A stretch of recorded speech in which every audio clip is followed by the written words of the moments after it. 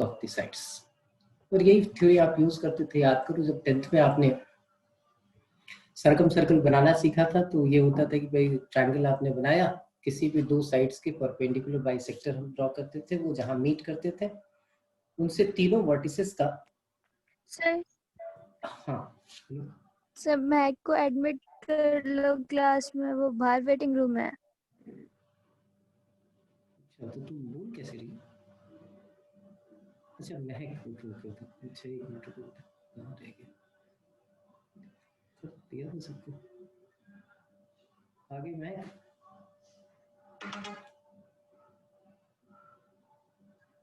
था महक नीतिश रोहित, ठीक है।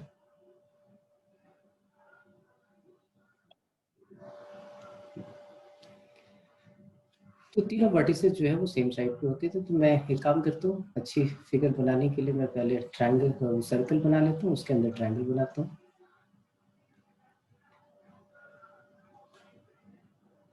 ये जो है आपका ट्रायंगल,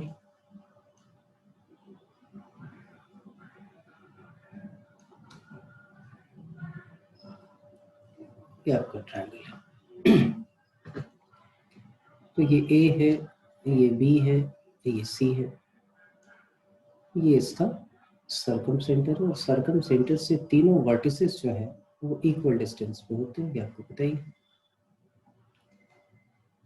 तो इसकी लेंथ, इसकी लेंथ और इसकी लेंथ, इसको मैं ले लेता हूँ O, और सर्कम सेंटर होगा तो आप क्या है, AO is equal to BO is equal to CO। ये तीनों जो है वो हमारे क्या होंगे, इक्वल होंगे। तो पहली कहानी आती है कि सर ये परपेंडिकुलर बाइसेक्टर वाला क्या फंडा है। तो जब हम स्ट्रेट लाइन की इक्वेशन निकालना सीख जाएंगे तो हम BC का परपेंडिकुलर बाइसेक्टर निकालेंगे, AB का परपेंडिकुलर बाइसेक्टर निकालेंगे, दोनों का पॉइंट ऑफ इंटरसेक्शन निकाल के वो निकाल सकते हैं। एक तरीका तो ये है, अभी वहां तक हम पहुंचे नहीं है तो वो वाला तरीका भी सोचते हुए वो यहीं से हमें पता चल जाएगा कि पॉइंट ऑफ कॉन्करेंसी याद रहेगी तो वहां पर हम इक्वेशन से भी निकाल सकते हैं। अभी क्या करना है, अभी आपके पास होगा, सपोज ये x1 y1 है, B हमारे पास x2 y2 है और C हमारा x3 y3 है। तो हमें छोटा सा काम करना है, सीधा डिस्टेंस फार्मूला लगाएंगे। O को हम कुछ भी H और K मान लेते हैं, AO BO CO निकालेंगे, एक बारी इससे एक रिलेशन निकालेंगे, एक बारी इससे एक रिलेशन निकालेंगे और दोनों जो है इक्वेट करके हम निकाल सकते हैं। जैसे मैं एक छोटा सा वैसे ले लेता हूँ, छोटा क्वेश्चन, बहुत ज़्यादा बड़ा है, जिससे आपको आइडिया लगता है कि एक ट्रायंगल हमने बनाया, उस ट्रायंगल के वर्टिसेस हमने ले लिए, एक ले लेते हैं -2 0, एक ले लेते हैं 2 1 और एक ले लेते हैं 1 3। मुझे इसका सर्कम सेंटर निकालना है तो अभी इसका सर्कम सेंटर मान लेते हैं XY है। ये A, ये B और ये C। अब एक बार हम निकाल लेंगे, AO is equal to OB। AO हमारा क्या हो जाएगा, AO OB के इक्वल, तो AO स्क्वायर OB स्क्वायर के इक्वल होगा। तो डिस्टेंस फॉर्मूला लगाया तो x - 1 का होल स्क्वायर प्लस y - 3 का whole square that is equal to OB square. ये आ जाएगा x + 2 का होल स्क्वायर और प्लस y स्क्वायर। यहाँ से एक इक्वेशन आएगी, उसको एक्सपेंड करते तो ये हो जाएगा x square - 2x + 1 + y square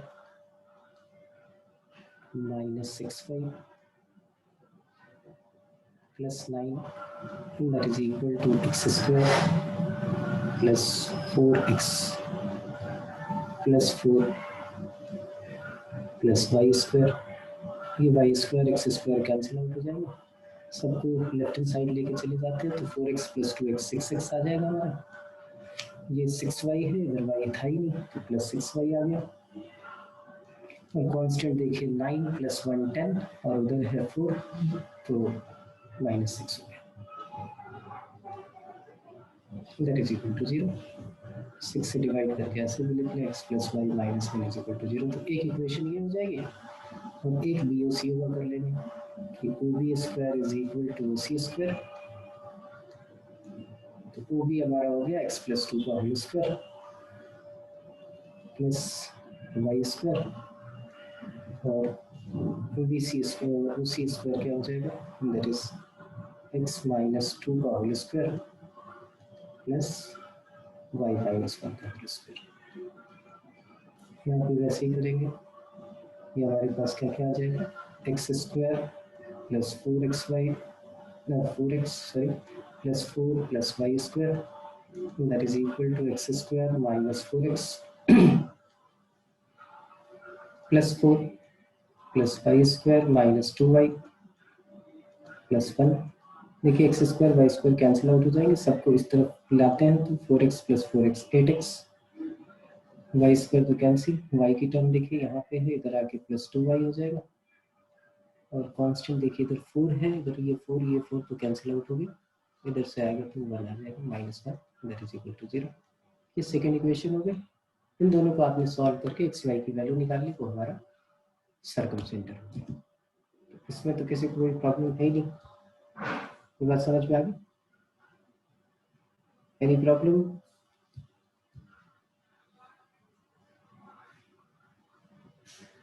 ठीक है, अब बातें करते हैं कि इसकी क्या क्या प्रॉपर्टीज हो सकती हैं। एक और फार्मूला है लेकिन वो फार्मूला आपके किसी काम का नहीं है कि अगर कोई ट्रायंगल है उसका सर्कमसेंटर निकालना है, याद रखिएगा सॉल्यूशन ऑफ ट्रायंगल में काम आएगा, कोऑर्डिनेट ज्योमेट्री में इसका कोई रूल नहीं, क्योंकि इतना बड़ा आप कैलकुलेट करोगे उससे पहले आप डिस्टेंस फार्मूले से निकालोगे। एबीसी है तो इसका सर्कमसेंटर जो ओ होता है वो हमारा होगा, अगर ये x1 y1 है, बी हमारा x2 y2 है, सी हमारा x3 y3 है, तो ओ की जो वैल्यू होगी वो आएगी हमारे पास x1 sin 2a plus x2 sin 2b plus x3 sin 2c divided by sin 2a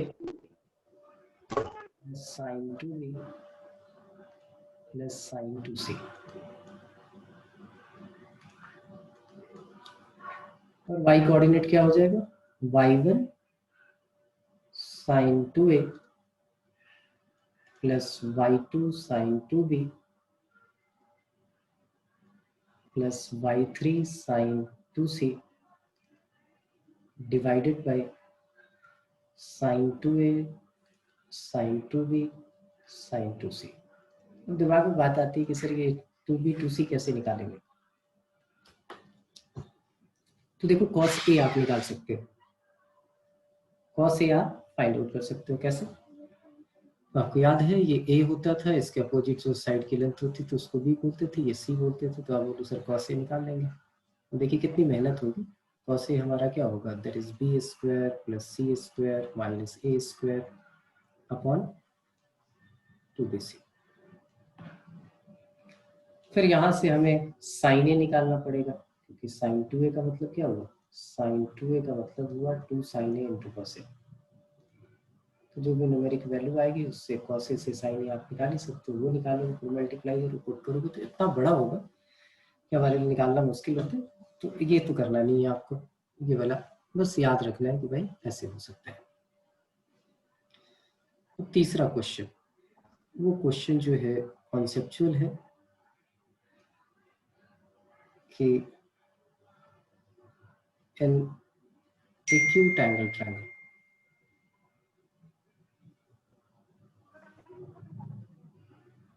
an acute angle triangle and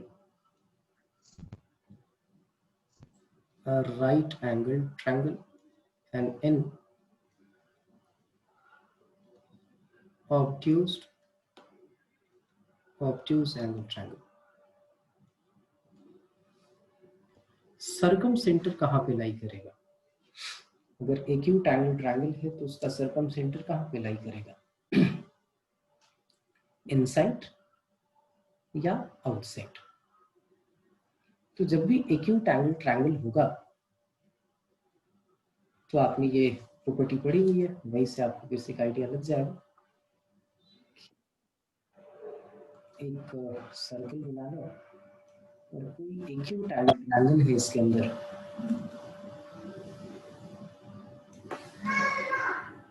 कोई एक्यूट एंगल ट्रायंगल है, ये इसका सेंटर है।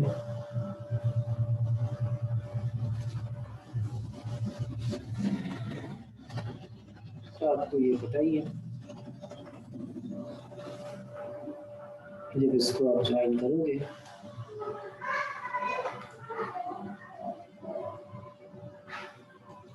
ये वाला एंगल अगर ए है, ये बी है, ये सी है, अगर ये थीटा है तो आपको पता है कि ये वाला एंगल जो होगा कितना होगा, 2 थीटा। एक्यूट है तो वो इनसाइड लाई करेगा। कहाँ लाई करेगा? इनसाइड। और राइट एंगल है तो राइट एंगल में इनसाइड करेगा, राइट में। हाँ इनसाइड करेगा। और राइट एंगल में आपको पता है तीनों वर्टिसेस सेम डिस्टेंस पे हो तो हाइपोटेनस का मिड पॉइंट जो होता है वो तीनों से इक्वल डिस्टेंस पे होता है। तो ये लाई करेगा कहाँ? इधर। तो ये होगा मिड पॉइंट ऑफ हाइपोटेनस, वो हो जाएगा मिड पॉइंट ऑफ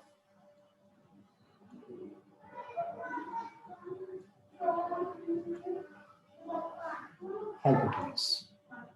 और ऑब्ट्यूज में कहाँ लाई करेगा? That is outside. Outside.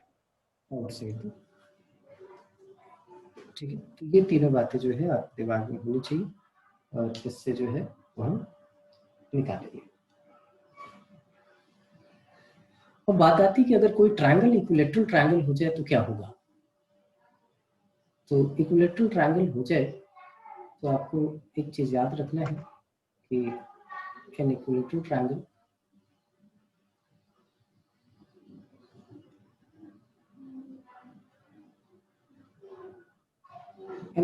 Triangle in center circumcenter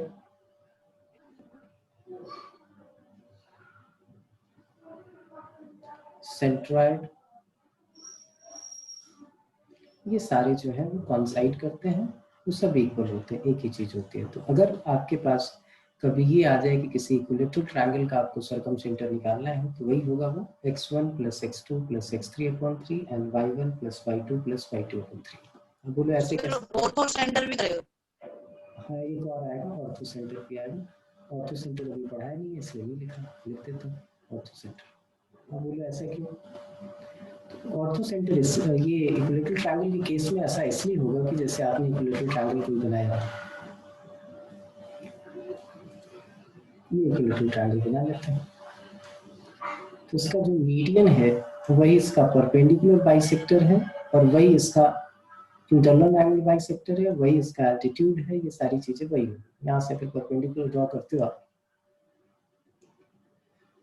तो आपको दिखेगा कि भाई ये दोनों ट्रायंगल कॉन्ग्रुएंट हो जाएंगे। तो ये दोनों इक्वल हो जाएगा, तो ये परपेंडिकुलर बाइसेक्टर भी है। यही जो है ये दोनों एंगल इक्वल हो जाएंगे, ट्रायंगल बाइसेक्टर भी है। यही आपका मीडियन है, यही एल्टीट्यूड है। तो जितने भी सेंटर है वो सारे कॉन्साइड कर जाएंगे। इसलिए इक्विलैटरल ट्रायंगल के केस में अगर आए इन चारों में से कुछ भी पूछे तो आप क्या लिख के आओगे? भाई x1 + x2 + x3/3 and y1 + y2 + y3/3। ठीक है। नेक्स्ट आ जाते हैं हम ऑर्थो सेंटर पे। अगला हमारा जो होगा वो क्या होगा? Ortho centre.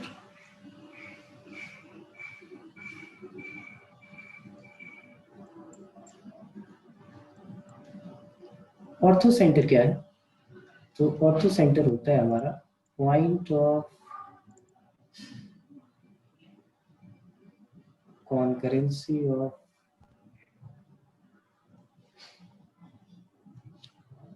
altitudes। ये तीनों जहां पे मिलेंगे उस सेंटर को हम क्या बोलेंगे, दैट इज ऑर्थो सेंटर। और ऑर्थो सेंटर जो है वो हमारा ऐसे ट्रायंगल बना लेते हैं, ये ट्रायंगल।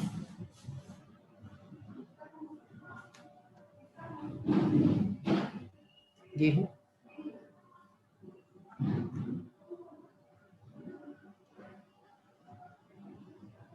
यहाँ से हमने परपेंडिकुलर ड्रॉ कर लिया, ये इसका एल्टीट्यूड है, ये इसका एल्टीट्यूड है, इधर से इधर परपेंडिकुलर ड्रॉ कर लेते हैं। ये जहाँ मीट करेगा वो हमारा ऑर्थो सेंटर होगा, उसको ऑर्थो सेंटर लिखेंगे।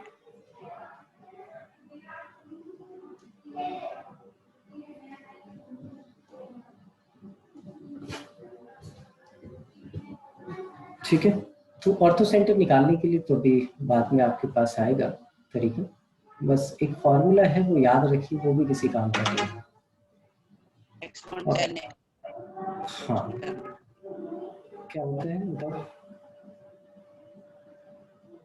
x1 tan a plus x2 tan b plus x3 tan c by tan a plus tan b plus tan c। कौसे से आप tan a निकाल सकते हो, x2 tan b plus x3 tan c, लेकिन ये बहुत बड़ा मेथड होता है तो इसका यूज तो कुछ होगा नहीं, बस आप याद रखोगे कि ऐसा हमने कुछ पढ़ा था, tan a plus tan b plus tan c। And similarly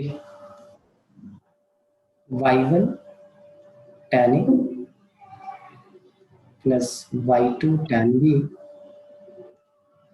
plus y3 tan c divided by tan a tan b tan c।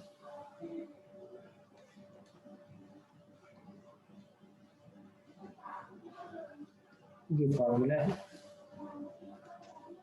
Ayesha बोलो बेटा, अनम्यूट कर सकते हो तो आप अपने एंड से म्यूट करो और बोल सकते हो। ईशा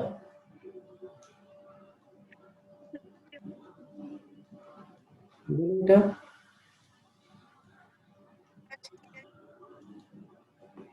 तेज बोलो बेटा थोड़ा सा।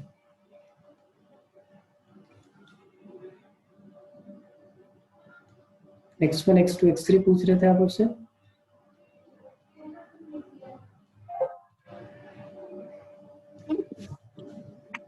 ईशा यही पूछ रही थी ना?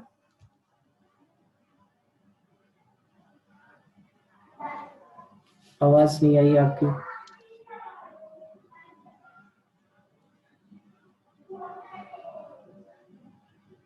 तो ये चीज याद रखनी है, बाकी तो ऑर्थो सेंटर निकालना आपको अलग से सिखाया जाएगा। जब आप थोड़ी सी स्ट्रेट लाइन कर लोगे तो वो तरीका ज़्यादा आसान है, उससे हम ये निकाल पाएंगे कौन सा, ऑर्थो सेंटर। तो यहाँ तक की कहानी हो गई, सारे सेंटर क्लियर हो गए। एक बार फिर से मैं आपको रिकॉल करा देता हूँ कि सर्कम सेंटर क्या होता है, point of concurrency of service clear नहीं है। क्या सबको ऐसे ही लग रहा है?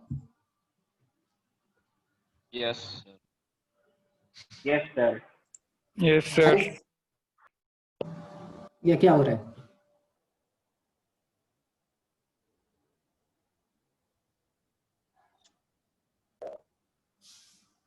चलो मैं देखता हूँ क्या है, एक मिनट वेट कीजिए।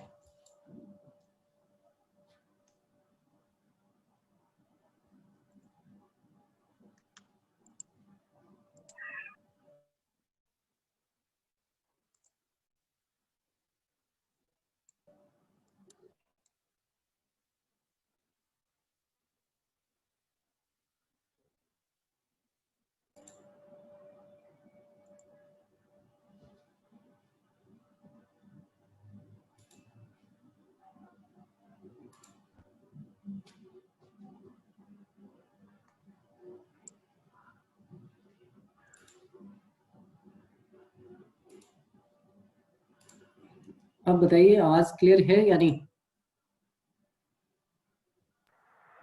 क्लियर है सर। Clear sir? अब सर बोलो।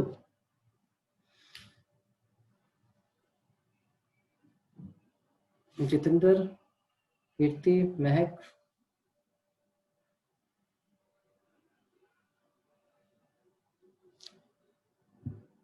आवाज आ रही है कि नहीं आ रही है?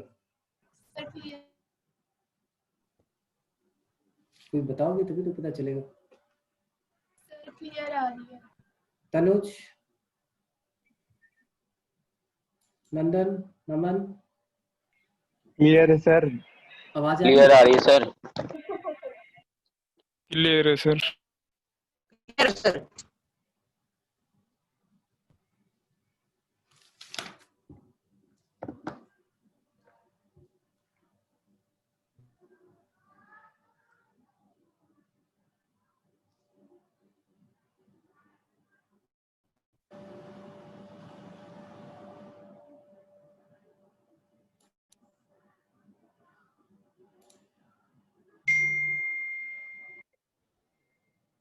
हेलो, सुन पा रहे हो सब?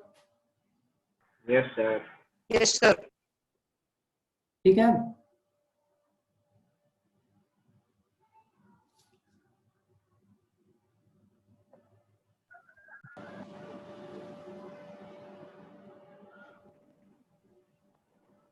ठीक है, चले आगे बढ़े फिर। Yes sir. चलिए हम आ जाते हैं फिर से।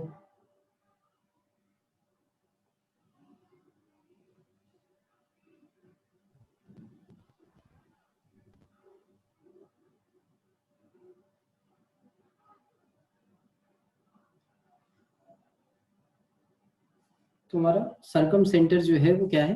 Point of concurrency of perpendicular bisector of the sides. Altitude का जो कॉन्करेंसी है उसको हमने ऑर्थो सेंटर बोला।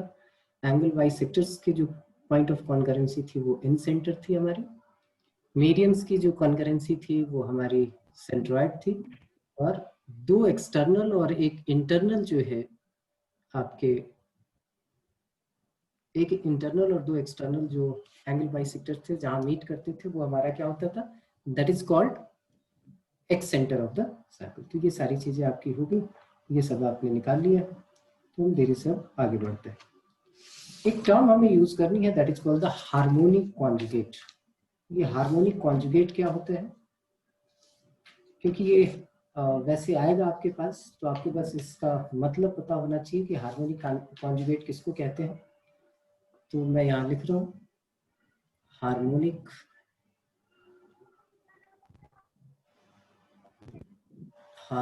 Conjugate.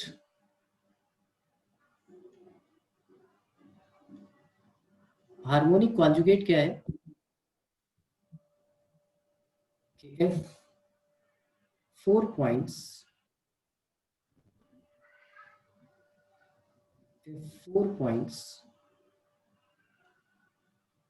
P, Q, R, S are collinear,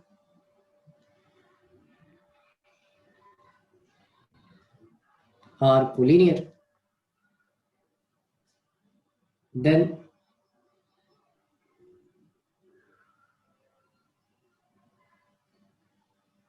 and PQ upon RQ into SR upon SP is equal to -1.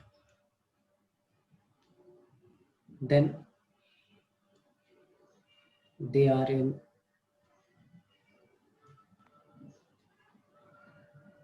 are harmonic conjugate.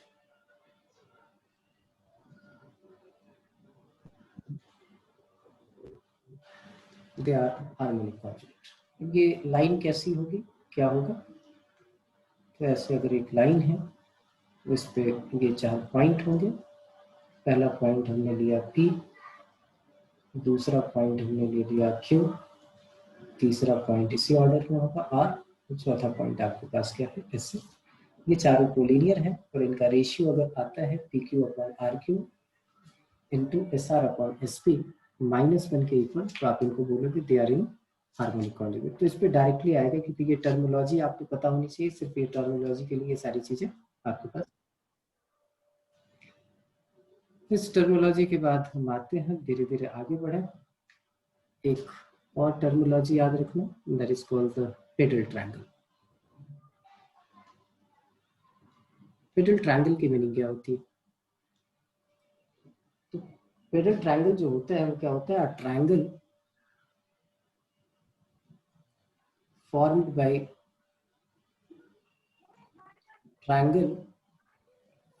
by joining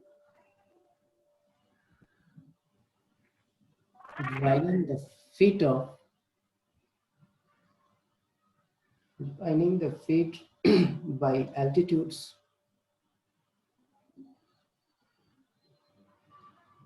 of the triangle is known as pedal triangle। इसको हम pedal triangle बोलते हैं। इसका मतलब क्या होगा कि जैसे एक ट्रायंगल हमने बना लिया,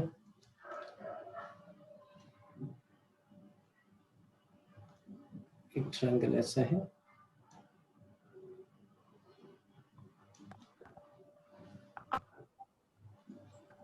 यहाँ से हमने परपेंडिकुलर ड्रॉ कर दिया, ये परपेंडिकुलर ड्रॉ होगी, इधर एक परपेंडिकुलर ड्रॉ होगी। इनके फीट्स को जो मिलाएंगे तो जो ट्रायंगल बनेगा वो हमारा क्या होगा? That is called the pedal triangle. और पेडल ट्रायंगल जो है वो हमारे पास ही आ गया। एक दूसरा कलर को यूज करो, ठीक है।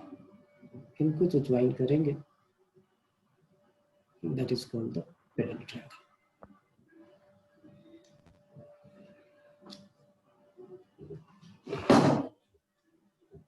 और ये चीज याद रखनी है किसकी, कि ortho centre of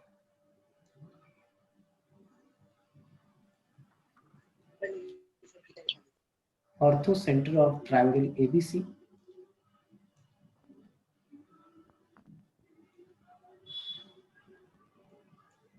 is equal to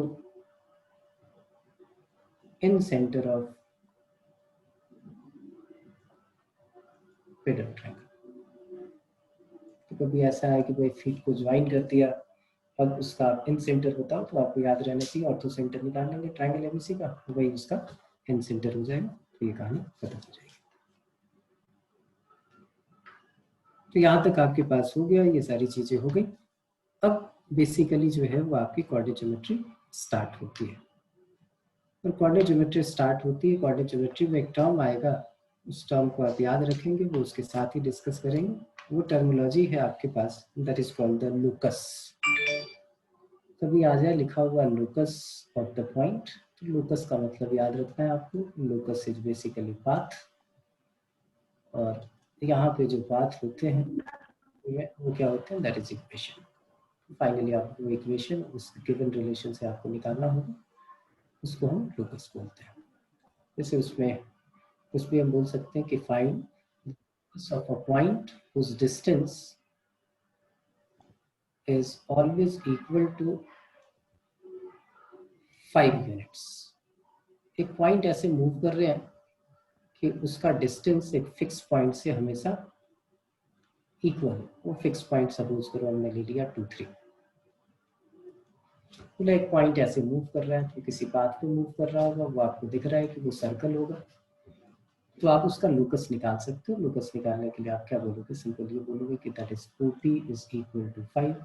OP क्या होता है हमारा? √x - 2 का होल स्क्वायर प्लस y - 3 का whole square, that is equal to 5। दोनों साइड आपने स्क्वायरिंग कर ली, बाद में इसी को हम देखेंगे। This is equation of circle. तो ये इसका लोकस है। तो लोकस वर्ड का मतलब सिर्फ इतना याद रखना है कि वो इक्वेशन की बात कर रहे हैं, आपसे एक पाथ की बात कर रहे हैं, वो हम निकालेंगे, वो हमारी टर्मिनोलॉजी में यूज होगी, उसके लिए घबराने की बिल्कुल जरूरत नहीं है। अब यहां से हमारा स्टार्ट होता है क्या? स्ट्रेट लाइन का मेन फंडा। तो सबसे पहले हम लिखेंगे क्या, इक्वेशन ऑफ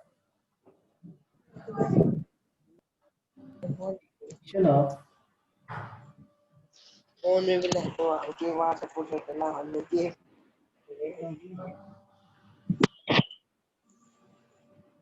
साहिल बेटा किससे बात कर रहे हो, माइक अनम्यूट करो।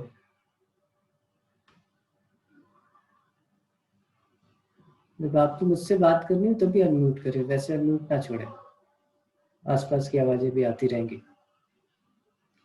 Equation of straight lines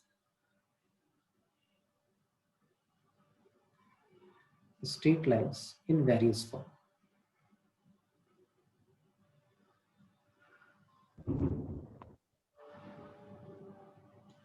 Equation of a straight line in various form.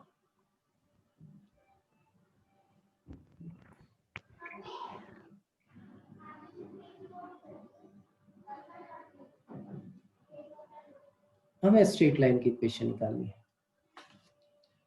तो सबसे पहली बात याद रखनी है कि इसकी जनरल इक्वेशन कैसी होती है। तो जनरल इक्वेशन ये होती है, स्ट्रेट लाइन हमेशा आपको ऐसे दिखेगा कि general equation of straight line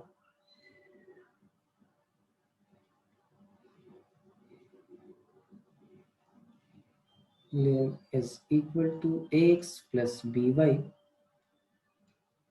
plus c is equal to 0। ये 10th में भी आपने किया हुआ है कि ऐसी लाइन दिखती है, इसमें एट ए टाइम तीनों जीरो नहीं हो सकते, कोई भी 2 जीरो हो सकता है तब भी चलेगा। X plus b y plus c is equal to 0 है। अगर आपके पास ये लाइन हो जाती है x plus b y plus c is equal to 0, तो ये दोनों एक्सिस को कट करेगी, ये ऐसे होगा। अगर सिर्फ हो जाए x plus b y is equal to 0, तो ये वाली लाइन जो है वो ओरिजिन से पास करेगी।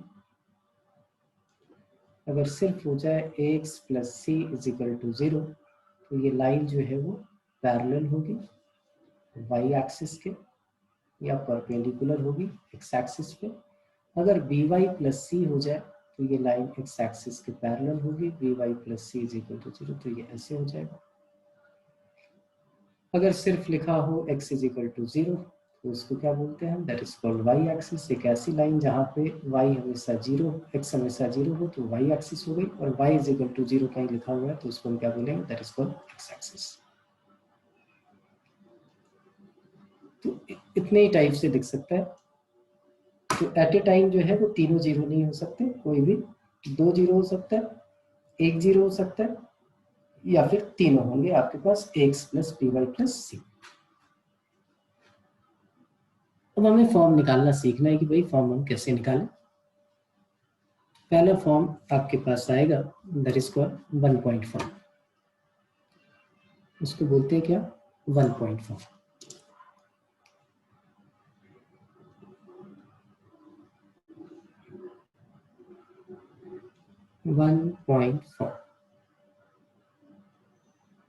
इस 1 पॉइंट फॉर्म का मतलब क्या है, इसको हम ये भी बोलते हैं, that is called slope point form.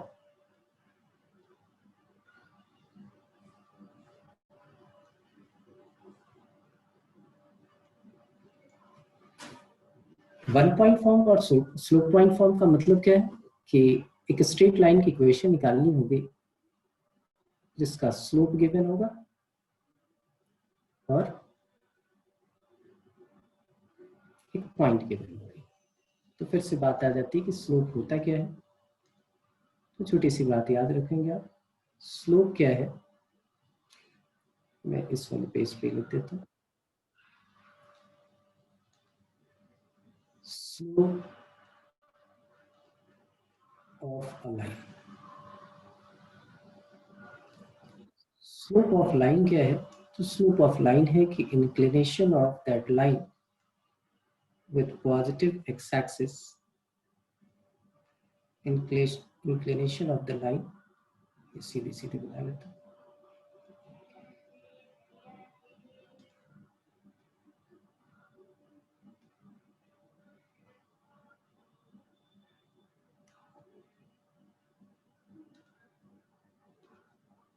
एक लाइन है वो इंक्लाइंड है एक्स एक्सिस के साथ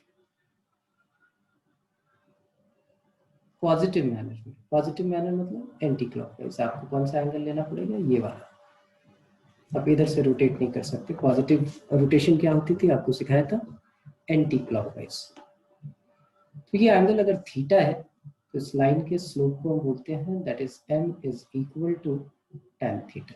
m is the slope, slope बोलते हैं या ग्रेडियंट बोलते हैं, स्लोप या ग्रेडियंट।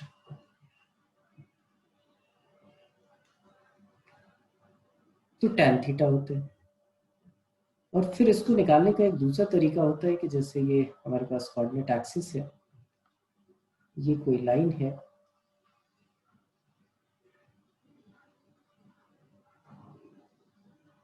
ये लाइन है ऐसे इंक्लाइंड है, लेकिन इस पर ही आपको बोला जाए कि भाई दो पॉइंट दिए हुए, एक x1 y1 से पास कर रही है, दूसरी हमारी x2 y2 से पास कर रही है। तो भाई स्लोप क्या होगा, तब बोलो इसको ज्वाइन कर देते हैं। ये इसके पैरेलल है तो जो एंगल ये होगा वही एंगल ये होगा, उसी को tan थीटा बोलते हैं। तो ये tan थीटा आपको निकालना है। तो यहाँ से यहाँ तक की लेंथ क्या है, that is x2 minus x1। ये लेंथ क्या है, that is y2 minus y1। तो स्लोप जो निकालेंगे आप वैसे लिख सकते हो, that is y2 minus y1 upon x2 minus x1। आपने tan थीटा ले लिया और tan थीटा लेके आपने वो निकाल लिया।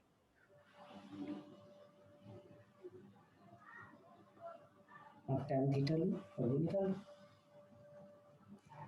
तो slope of the straight line आ गया। तो अब 1 पॉइंट फॉर्म में आपके पास स्लोप गिवन है लाइन का, और लाइन की स्लोप गिवन है, और आपके पास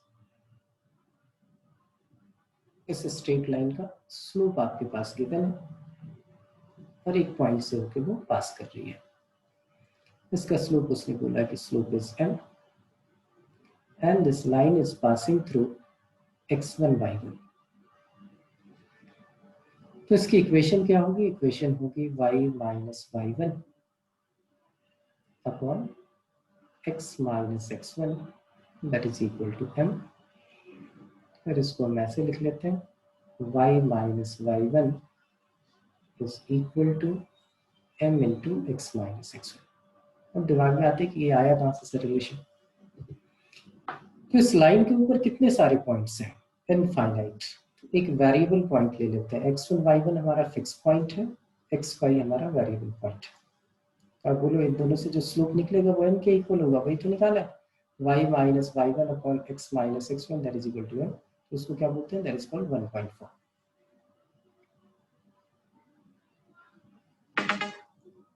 अब उसने बोला कि find the equation of the line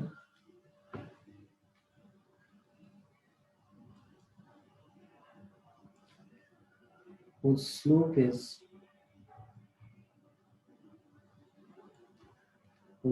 is 3 and passing through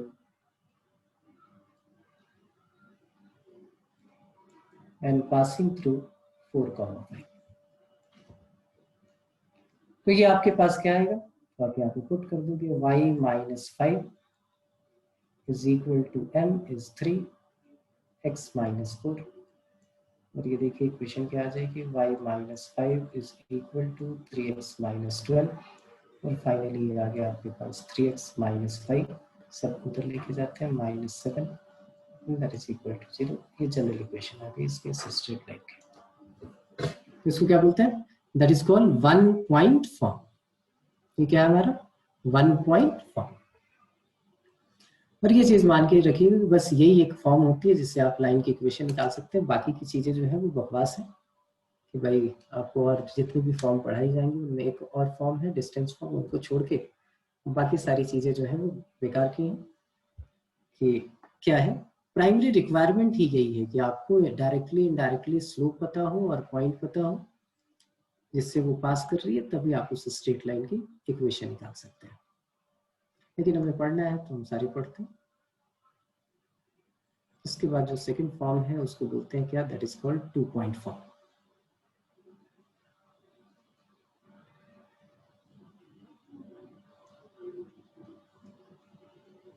2 point form क्या है आपके पास? तो 2 पॉइंट फॉर्म में हमारे पास है कि भाई एक स्ट्रेट लाइन जो है वो 2 गिवन पॉइंट से होके पास कर रही है, तो उसकी इक्वेशन क्या होगी? तो उसकी इक्वेशन हमें निकालनी है। जैसे सपोज करो ये लाइन है, तो 2 पॉइंट से होके पास कर रही है। वो पॉइंट हमारे पास जो है, एक पॉइंट ए है जिसके कोऑर्डिनेट x1 y1, दूसरा पॉइंट बी है जिसके कोऑर्डिनेट x2 y2 है। तो बोली बहुत सिंपल है, y minus y1 upon x minus x1, ये तो ऐसे ही रह गया। और राइट हैंड साइड में आपको m चाहिए होता था और 2 पॉइंट से हमने स्लोप निकालना भी सीखा है, तो y2 minus y1 upon x2 minus x1, ये हमारा 2 पॉइंट फॉर्म हो गया। जैसे कोई क्वेश्चन दे दे आपको कि भाई कोई स्ट्रेट लाइन है जो 2 पॉइंट से होकर पास कर रही है, पहला पॉइंट 3,2 है, दूसरा पॉइंट 4,5 है, आपको बोले इसकी इक्वेशन निकालिए। तो किसी को भी आप x1 y1, किसी को भी x2 y2 ले सकते हैं। मैंने मान लिया कि ये x1 y1 है और ये हमारा x2 y2 है, तो इसकी इक्वेशन क्या हो जाएगी? तो y minus y1 upon x minus x1 that is equal to y2 minus y1 upon x2 minus x1, ये आ जाएगा y minus 2 upon x minus 3 that is equal to, ये आ गया 3, 4 माइनस 3 ये 1, क्रॉस मल्टीप्लाई कर दिया, y minus 2 is equal to 3x minus 9 and finally it is 3x minus y, सब उसी साइड ले जाते हैं, minus 7 that is equal to 0।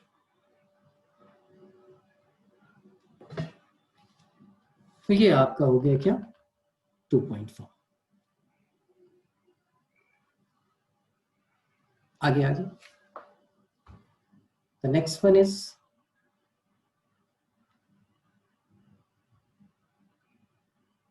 Intercept form.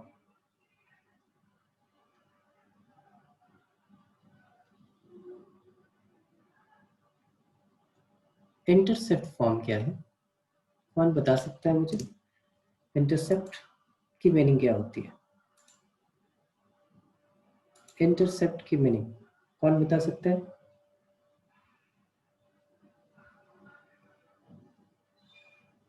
कीर्ति?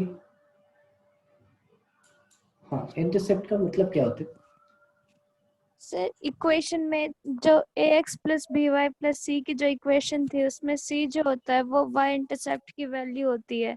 नहीं, तो गलत है। इंटरसेप्ट की मीनिंग बताओ आप, ये सारी चीजें भूल जाओ। जो आप सिर्फ और सिर्फ ये y एक्सिस को जहाँ कट करती है वो पॉइंट। एक्स एक्सिस को कट करती है उसको कुछ नहीं बोलेंगे। भाई आपने एक वर्ड सुना है कॉल इंटरसेप्ट, क्या होता है? सुना है ना? इंटरसेप्ट वर्ड की मीनिंग ही पूछ रहा हूं मैं, और तो कुछ पूछ नहीं रहा। इंटरसेप्ट का मतलब होता है कि वो एक्स एक्सिस और वाई एक्सिस को कहाँ पे कट कर रही है। 2 इंटरसेप्ट होंगे, एक्स को जहां कट करेगी उसको हम एक्स इंटरसेप्ट बोलेंगे, वाई को जहां कट करेगी उसको हम वाई इंटरसेप्ट बोलेंगे। ये हमारे पास कोऑर्डिनेट एक्सिस है। एक लाइन है जो एक्स एक्सिस वाई एक्सिस को ऐसे कट कर रही है। तो अगर एक्स एक्सिस को ए पे कट कर रही है तो उसका एक्स इंटरसेप्ट आप क्या बोलोगे? दैट इज इक्वल टू ए। आप बोलोगे यहाँ से ए डिस्टेंस पे कट कर रही है, इसका मतलब एक्स एक्सिस को कहाँ पे कट कर रही है? वो A0 पे। वाई एक्सिस को वो बी पे कट कर रही है, उसने बोला कि वाई इंटरसेप्ट हमारा बी है, तो इसको हमने लिखा बी, ये हमने लिख दिया दैट इज 0 बी। कोई दिक्कत नहीं। अब आपसे पूछा जाए कि भाई इंटरसेप्ट आप बताओ, इंटरसेप्ट फॉर्म क्या होगा? तो आप बोले ये कुछ नहीं है, ये तो बेवकूफ बनाने वाला तरीका है, ये तो 2 पॉइंट फॉर्म है, हमें 2 पॉइंट पता है, हम उसकी इक्वेशन निकाल सकते हैं। तो आप वो 2 पॉइंट फॉर्म लगा रहे हो, y minus 0 upon x minus a that is equal to b minus 0 upon 0 minus a, ऐसे कुछ लिख लिया आपने। फाइनली आपने लिखा y ए वाई, या ऐसे लिखिए y is equal to minus b upon a into x minus a, ऐसे लिख लिया। इस b को हम इधर लेके आ गए, ये y बाई बी हो गया, माइनस 1 अपॉन ए बचा हमारे पास इंटू एक्स माइनस ए होगा, मल्टीप्लाई कर देते हैं, ये आ गया y minus b is equal to minus x by a plus 1, और फाइनली इधर आके हमने लिख दिया that is x by a plus y by b is equal to 1। तो बोले अगर ये 2 पॉइंट फॉर्म है तो हमें क्यों पढ़ाया जा रहा है, हम तो वैसे ही निकालेंगे, इससे आसानी हो जाएगी। तो देखो आप इतने सारे स्टेप बचा सकते हो। अगर लिखा हो कि एक लाइन है जिसका एक्स इंटरसेप्ट जो है वो 2 है, एक्स इंटरसेप्ट जो है 2 है, y इंटरसेप्ट जो है वो आपका 3 है, तो उसकी इक्वेशन क्या होगी, तो आप फटाफट लिख दोगे। ये देखो इंक भी बचाया, टाइम भी बचाया, सब कुछ बचा लिया। यहाँ के बाद आपको एलसीएम वगैरह लेके जनरल सॉल्यूशन, जनरल इक्वेशन लिखना है वो आप लिख सकते हो। तो ये इसलिए है, बाकी ये अगर आप देखा जाए तो ये क्या है, 2 पॉइंट फॉर्म ही है और कुछ नहीं है। पर इसमें एक बात आपको याद रखनी है, जब भी आप ये कर रहे हो तो एक बात पक्का याद रखिए कि इंटरसेप्ट लेंथ नहीं है। आप बोलो कि एक्स इंटरसेप्ट 2 है तो सर -2 0 से भी पास कर रहा होगा, ऐसा भी तो हो सकता है। नहीं, इंटरसेप्ट पॉजिटिव नेगेटिव दोनों होता है, तो इंटरसेप्ट लेंथ नहीं है, वो कहाँ कट कर रहा है एक्स एक्सिस को वो बता रहा है। अगर एक्स इंटरसेप्ट किसी का है 2 तो आप बोलोगे कि वो एक्स एक्सिस को 2 0 पे कट कर रहा है। एक्स इंटरसेप्ट अगर -3 है तो वो -3 0 से पास कर रहा है, -3 0 पे जो है एक्स एक्सिस को कट कर रहा है। तो इंटरसेप्ट को लेंथ समझने की भूल नहीं करनी है। एक हो गया हमारा इंटरसेप्ट फॉर्म। इंटरसेप्ट फॉर्म के बाद अगली फॉर्म चले, और जो नेक्स्ट फॉर्म है वो क्या है, that is slope intercept form.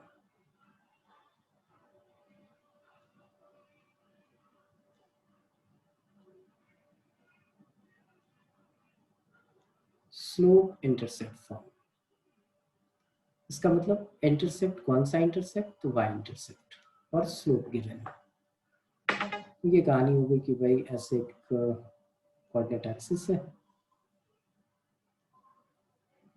और आपको क्या करने का है, एक लाइन है उसका स्लोप गिवन है, वो डायरेक्टली या इनडायरेक्टली जैसा भी गिवन हो, यहाँ पे यही मान के चल रहा हूँ कि स्लोप गिवन है और y इंटरसेप्ट गिवन है। y इंटरसेप्ट जो है वो c है, और अभी जो कीर्ति ने बोला था ये वाला c और वो वाला c सेम नहीं है बेटा। इसका मतलब क्या है कि ये लाइन जो है वो कैसे पास कर रही है, 0c से, और उसका स्लोप m है। तो आप बोलो ये तो 1 पॉइंट फॉर्म है, आप इसको लिख दो y minus c upon x minus 0 that is equal to m। तो फाइनली इसको अगर लिखे तो क्या लिखेंगे, y minus c is equal to mx, और फाइनली ये लिख लेंगे y is equal to mx plus. तो इसका क्या रूल, यहाँ भी स्टेप बचाने के लिए ये वाली फॉर्म पार्ट है, और ये बड़ा फ्रिक्वेंटली यूज होता है, इसलिए बड़ा फेमस है स्लोप इंटरसेप्ट फॉर्म, क्योंकि जनरल इक्वेशन को इसमें कन्वर्ट करके हम स्लोप भी निकालते हैं और डायरेक्ट भी निकाल सकते हैं, वो भी हम सीखेंगे। तो y is equal to x plus c हमारा स्लोप इंटरसेप्ट फॉर्म है। जैसे आपको बोला जाए कि भाई क्वेश्चन है कि एक लाइन है उसका स्लोप जो है वो 2 है और उसका y इंटरसेप्ट, x इंटरसेप्ट समझने की कभी कोशिश नहीं, वो भूल नहीं करना। y इंटरसेप्ट गिवन हो तभी ये फॉर्मूला लगेगा, y इंटरसेप्ट 5 है तो इक्वेशन क्या होगी, तो y is equal to 2x plus 5। That's it.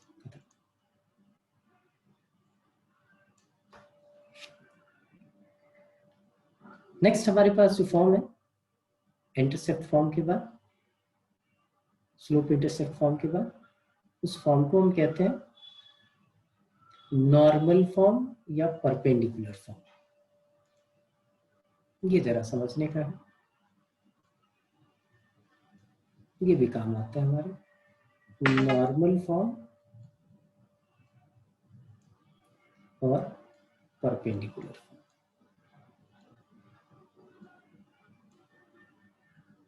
Normal form और परपेंडिकुलर फॉर्म, इसमें क्या कहानी होगी, तो इसमें क्या होगा कि वो इंफॉर्मेशन देगी कि भाई एक स्ट्रेट लाइन है,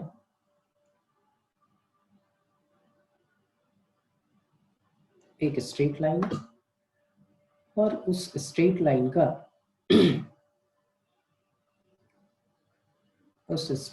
का परपेंडिकुलर डिस्टेंस फ्रॉम ओरिजिन आपके पास गिवन है। परपेंडिकुलर डिस्टेंस ये गिवन है।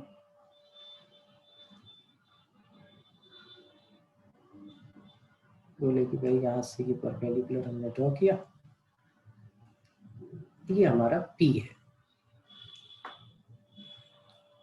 and this perpendicular line is making an angle theta with the x-axis in positive direction. ये थीटा है।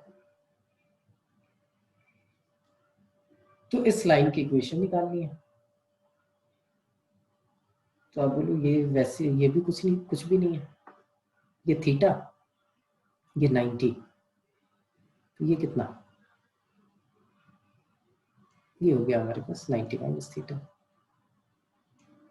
ये 90 माइनस थीटा, ये 90, तो ये वाला एंगल कितना हो गया, that is equal to theta. तो दिक्कत नहीं, मैं इसकी नेमिंग कर देता हूँ, ये ए है, ये बी है, ये सी है।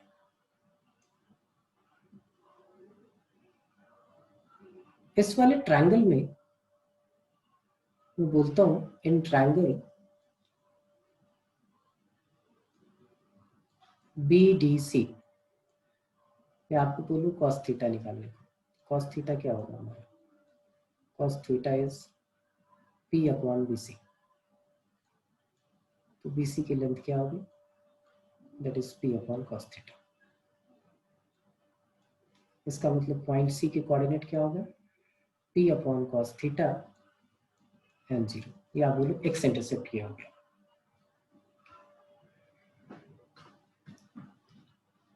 कोई दिक्कत नहीं। पर इस वाले ट्रायंगल में, इन ट्रायंगल BDA, मैं आपको बोलूं कि भाई साइन थीटा आप निकाल दो, तो साइन थीटा जो होगा वो हमारा क्या हो जाएगा, P अपॉन AB। तो AB की लेंथ जो होगी वो हमारे पास क्या होगी, that is P upon sine theta. P upon sine theta, इसका मतलब x इंटरसेप्ट y इंटरसेप्ट निकल गया। A के कोऑर्डिनेट्स क्या हो गए, A के कोऑर्डिनेट्स हो गए 0 upon P upon sine theta. बोल तो बस हो गया फॉर्म। आप इंटरसेप्ट फॉर्म लगा दो directly, x upon x intercept, that is P upon cos theta, plus y upon y intercept, that means P upon sin theta, and that is equal to 1। Finally इसको अगर लिखें तो ये कैसा दिखेगा, cos theta x cos theta plus y sin theta, that is equal to P।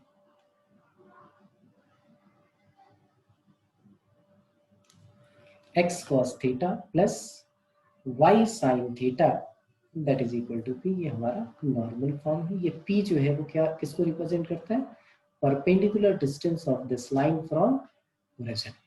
इसको हम बोलते हैं नॉर्मल फॉर्म। ये काम आएगा बहुत जगह पे, इसको याद रखने का है। The next form, that is G, इसको बोलते हैं डिस्टेंस फॉर्म और सिमेट्रिक फॉर्म।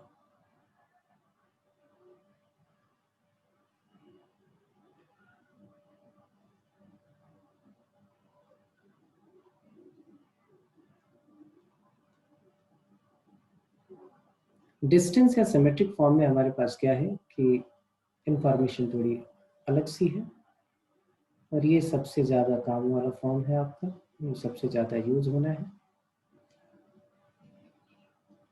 उसने बोला कि एक स्ट्रेट लाइन है,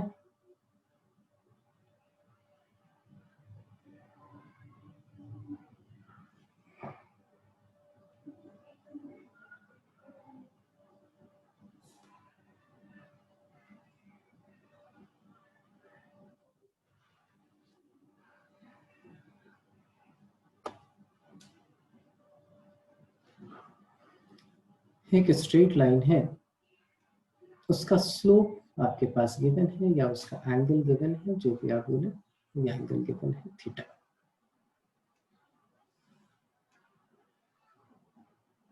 वो एक पॉइंट से होके पास कर रही है x1 y1, और उससे r डिस्टेंस पे एक दूसरा पॉइंट है,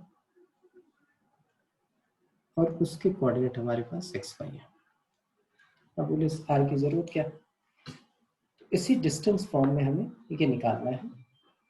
तो ये ट्रायंगल हम बनाए, इधर से एक ट्रायंगल ये बना ले, एक ट्रायंगल ये बना ले, तो आपको दिख जाएगा कि ये रेशियो जो है वो हमेशा इक्वल रहेगा।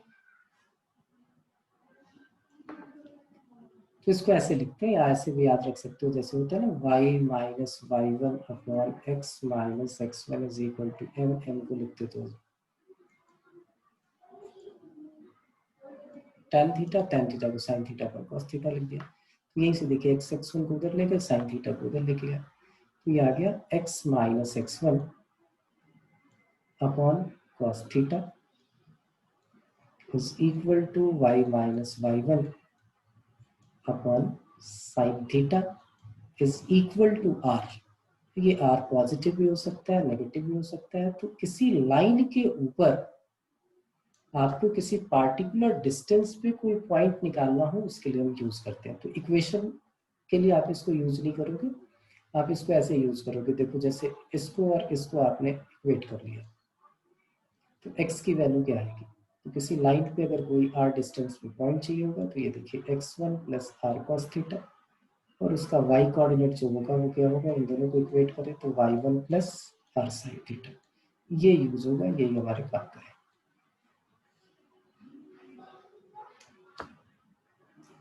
तो स्ट्रेट लाइन की सारी फॉर्म्स हो गई। ये सारे फॉर्म्स पे आपको क्वेश्चन मिल जाएंगे एनसीईआरटी में, या आपकी जो भी स्कूल वाली बुक होगी, उससे आप ये सारे क्वेश्चन जो है, डिफरेंट फॉर्म्स के क्वेश्चन जो है वो कर लोगे। उसके बाद मैं एक असाइनमेंट भेज रहा हूँ जो कल वाले कॉन्सेप्ट तक का था, उस पर आप क्वेश्चन कर लोगे।